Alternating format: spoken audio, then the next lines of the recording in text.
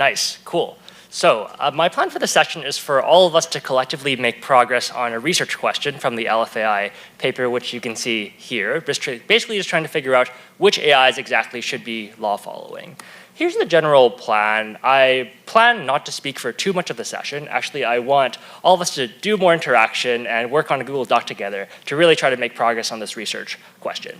So let me just provide a little bit of framing and motivation before we jump right into the group interaction stuff. So my interpretation of law-following AI is basically something like this. AI systems that take actions should be designed to follow some set of laws. Pretty simple, basically verbatim from the report. I'm going to call AI systems that take actions AI agents for short. And I think already there's sort of just an obvious question that comes in. Which AI agents exactly should be in scope?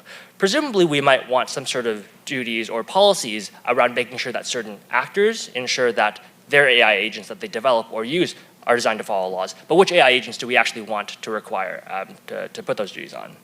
So here's some initial intuitions that I have to get us started. One intuition I have is that, okay, like maybe we actually want to require all foundation model-based agents to be law-following. So this is stuff like Operator or ChatGPT agent, or to some extent even Claude Code, just the recent agents that frontier model developers have been putting out. So maybe your first reaction is, wow, that's like super inclusive, right? Maybe over-inclusive. That's like a ton of agents out there in the world. Like people are going to be mad. This is going to be a lot of work for us to get done.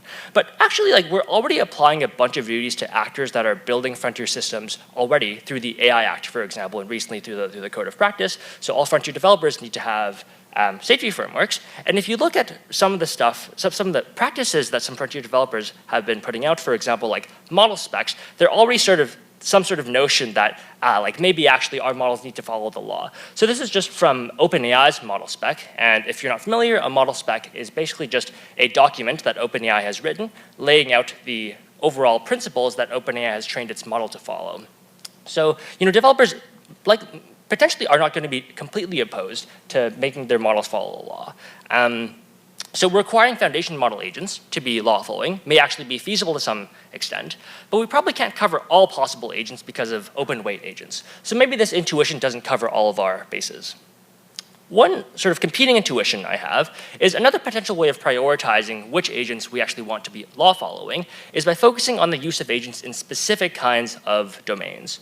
So maybe one throwaway example here is it seems way less important, to me at least, for a coding agent to be law-following than an agent that can automate financial and HR work at a company, or even government work as well, right? So just to be maybe a bit more concrete about this, if AnySphere, which is the developer of Cursor, the sort of software product that people are using to automate coding. So if AnySphere develops agents for coding, and then maybe like we want to let them off the hook, right? If for some reason the coding agent does something that is potentially illegal, but if Salesforce develops agents for this financial and AR work, then maybe we want them to actually follow law-following requirements.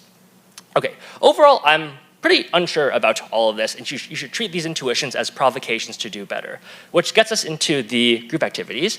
So here is a QR code and link. You can scan the QR code or like type in the link. It'll bring you to a Google Doc. The Google Doc has a bunch of prompts and basically to start off the discussion amongst your groups.